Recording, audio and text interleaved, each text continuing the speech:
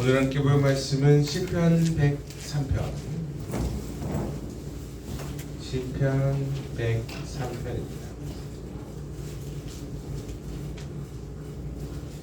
시편 103편 19절부터 22절까지 말씀입니다.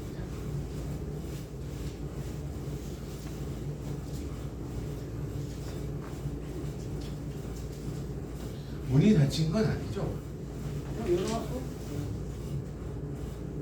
시편 103편 19절부터 22절, 구약성경 877쪽입니다.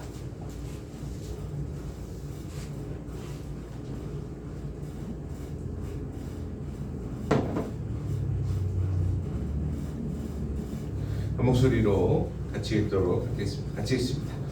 여호와께서 그의 보좌를 하늘에 세우시고 그의 왕권으로 만유를 다스리시도다. 능력이 있어 여호와의 말씀을 행하며 그의 말씀의 소리를 듣는 여호와의 천사들이여 여호와를 송축하라. 그에게 수종들며 그의 뜻을 행하는 모든 천군들이여 여호와를 송축하라. 여호와의 지으심을 받고 그가 다스리시는 모든 곳에 있는 너희여 여호와를 송축하라. 내 영혼아 여호와를 송축하라. 아멘.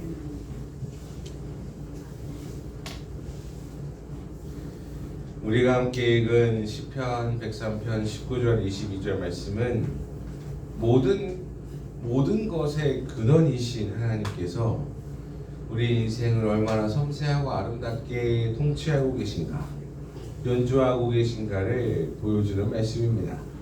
19절 말씀은 이렇게 되어 있습니다. 여호와께서 그의 보좌에 앉으셔서 보좌를 세우시고 왕권으로 만유를 다스린다 라고 말씀하십니다. 시편 기자는 그저 멀리서 하나님이 강압적으로 통치만 하시는 분이 아님을 보여주십니다. 하나님의 보좌는 단순한 권위가 아니고 하나님의 통치는 마치 우리가 정치인을 직접 대면할 수가 없는 것처럼, 물론 지금은 대면할 수도 있기도 하겠지만 우리가 대의 정치, 의회 정치를 선택하는 것처럼 하나님의 통치가 마치 그렇게 되지 않고 하나님은 직접적인 통치를 하고 계신다. 마치 지휘자처럼 모든 연주자들의 시선이 한 곳에 집중되는 것처럼 하나님은 우리의 인생을 지휘하고 계십니다.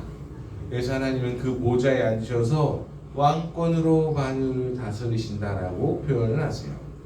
이 다스림은 단순한 명령이 아니라 마치 유능한 지휘자가 악보 한 장, 음표 하나를 완벽하게 조율하듯이 모든 만물의 화음과 리듬을 직접 연주하시는 분이 바로 하나님의 손길입니다. 지휘자가 모든 악장, 악보, 음표 하나하나 사람들의 숨소리마저 컨트롤하며 살아가듯이 하나님은 이 인생들과 온 우주를 통치하며 살아가고 계십니다. 어떤 수학자가 그런 얘기를 했습니다. 신은 아마 수학자일 것이다. 세상 돌아가고 그리고 우주의 섭리나 비율을 따져봤을 때 신은 아마 정교한 공식을 내세운 수학자였을 거다, 이렇게 얘기를 하더라고요. 완벽한 코드와 음계, 어쩌면 이렇게 아름답게 공식으로 예쁘게 만들어 놓았을까? 어떤 사람은 그러더라고요. 이 세상은 코드로 되어 있다. 어쩌면 시뮬레이션인지도 모른다. 머스크가 그걸 또 지지를 했어요. 세상 코드로 이렇게 해가지고. 근데 신은 완벽하게 다 공식을 세워서 그렇게 숫자로 다 만들어놨다, 이렇게 얘기를 하는 거 보고서 우리 하나님 혼돈 속에서 질서를 만드신 분이시지, 이렇게 생각이 들었습니다. 광활한 우주도, 별들도 저마다 각자의 궤도가 있고, 우리 지구에, 우리 대한민국의 한반도만 봐도 사계절이 정확하게 뚜렷하듯이 우리 몸 안에 수많은 세포들이 다 제 역할을 하고 있듯이 우리 하나님이 인생을, 자연을, 또 우주를 모든 것을 조율하시는 만유의 교환국을 하나님이 펼치고 계시지 않으신가? 그리고 하나님은 혼돈 속에 그냥 두시는 분이 아닙니다. 하나님은 지혜롭고 사랑 넘치는 권위로 우리 인생의 모든 순간들을 세밀하게 조율하시고 지휘하시고 가장 아름다운 선율을 만들어내시는 분이십니다. 이어서 20절 21절 말씀에 하나님이 어떻게 하시는지 보여줘요. 여호와의 말씀을 행하는 너희 모든 천사여, 그의 시키는 일에 순종하는 너희 모든 군대여, 여호와를 송축하라. 여호와의 모든 수종자여, 그의 뜻을 행하는 너희 모든 군대여, 여호와를 송축하라. 인간뿐 아니라 하늘에 있는 천사들마저도 하나님 앞에 순종하고 그의 명령을 듣는 것을 볼 수 있어요. 그들은 구경꾼이 아니고 하나님의 명령을 수행하는 자들이에요. 그럼 하나님이 그분의 뜻을 말씀하시고 우리에게 그 뜻을 이루어져서 수행하게끔 하신다 이거죠. 우리 인간들에게 천사들마저 하나님의 뜻을 이루기 위하여 순종한다 라는 이야기를 하고 있는 겁니다. 때로는 우리가 인지 못하는 가운데에서도 하나님의 뜻을 따라 돕고 순종하는 이들이 바로 그 역할들입니다. 어떤 분이 그런 얘기 하더라고요. 자기가 어느 겨울날 새벽 기도를 하면서 이제 차량을 운행을 하고 있었대요. 근데 옛날 스타렉스나 뭐 이스타나 다 후륜 있잖아. 지금도 후륜이긴 한데 그 눈길에 이제 싹 돌아가지고 사고가 탁 나려고 했는데 차가 반파가 됐대. 근데 자기가 어느 순간 죽여! 이렇게 하고 막 했는데 딱 벨트를 메고 있었는 그 순간에 딱 여기만 아프더래. 차는 난리가 나고. 근데 그때 뭔가 나를 떠받들고 있는 느낌이 막 들더래요. 그래서 주님이 나를 도우셨나 보다. 그런 고백을 하더라고요. 아마도 천사가 자기를 붙들고 있었다. 구본영 목사님의 학부 시절 고백이에요. 그러니까 우리끼리 이제 이런저런 얘기할 때 그런 얘기를 하더라고요. 그래서 천사가 나를 도와주고 있구나. 주의 성령이 나를 돌보시고 있구나. 그의 뜻을 송축하는 우리들이 나를 도와주고 있구나. 삶에 도와주는 순간들이 있구나 하는 생각을 하게 됩니다. 그리고 히브리어 바라크는 하나님께 송축하다, 복을 빌다, 주여 나에게 복을 주시기를, 그리고 또 무릎 꿇다 라는 뜻을 갖고 있습니다. 그러니까 하나님께 송축하라 하는 이 말은 하나님께 복을 빌기도 하고 순종하기도 하고 하나님을 기뻐합니다 라고 하기도 하는 이런 말들입니다. 하나님의 권위 아래에서 하나님을 순종하고 찬양하고 하나님의 주신 말씀을 통하여 우리 인간들이 잘되는 복을 받는 일을 행함으로써 하나님의 뜻이 실현된다는 도구가 되기도 합니다. 우리는 하나님을 향한 사랑과 보살핌을 받으며 살아가는 존재인데 천사들도 우리를 돕고 또 하나님은 우리에게 야 너희여 송축하라 라고 이렇게 얘기하시는 것처럼 강요를 하는 것이 아니라 자발적인 순종을 요구하고 있습니다. 그러니까 인간에게 모든 사람이 다 하나님을 찬양해야 되는 게 옳은 일인데 강요가 아닌 자발적 순종을 요구하십니다. 그러니까 진심에서 우러나오는 찬양을 요구하십니다. 때때로 우리가 모든 자기 마음대로 안 되는 일들이 많잖아요. 그래서 뭐 다다다다다도 할 거고 혹은 폭력도 그럴 텐데 하나님은 우리에게 진심 어린 순종을 요구하십니다. 마음에서 우러나오는 사랑 고백을 요구하십니다.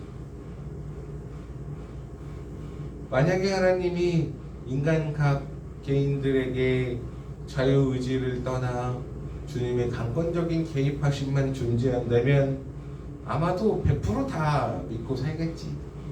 근데 주님은 우리에게 자율적인 의사를 주셨습니다. 그래서 우리가 자발적으로 하나님께 순종하는가를 보고 계셔요. 때때로 그런 생각을 합니다. 하나님, 우리 교회 위에 그 드론이나 이렇게 레이저 이렇게 싹 쏘는 것처럼, 예? 천사 한 마리 쫙 이렇게 펼쳐져가지고 니네 노려? 이렇게 한번 싹 지금 하얀 날개 싹 이렇게 해가지고 머리에 동그란 거 노란 거 있고 싹 사람들이 생각하는 천사 마냥 예배하러 오셈? 막 이렇게 한번 하면 와 저기 난리 나겠다, 신기하고 많네 해가지고 사람들이 구름대같이 몰리지 않을까요? 그런 거 한번 해주실래요? 아니면 내가 이렇게 설치를 할까? 밑에 그 많잖아요. 뭐 3D 뭐 해가지고 막 공룡도 튀어나오고 하는 마당에 그것도 못할까? 밑에 띄우고 이제 딱 설치해가지고 싹 비춰가지고 천사 촤 얼마나 멋있어. 그런 걸 할까? 하나님 그런 거 한번 해주시면 안 돼요? 뭐 이렇게 생각을 해봤었는데, 근데 이런 뭔가 강제적 강요 말고 자발적 순종을 얘기하는 거예요. 아마 만약에 주님이 여러분에게 이렇게 매 순간 매 초마다 나를 찬양해라, 야 나를 찬양해라, 야 나를 찬양해라 계속 그러셔. 살겠습니까 여러분? 마인크래프트 하고 있는데 갑자기 주님이 야 빨리 나를 찬양해라 이래봐. 살겠습니까? 못 살지.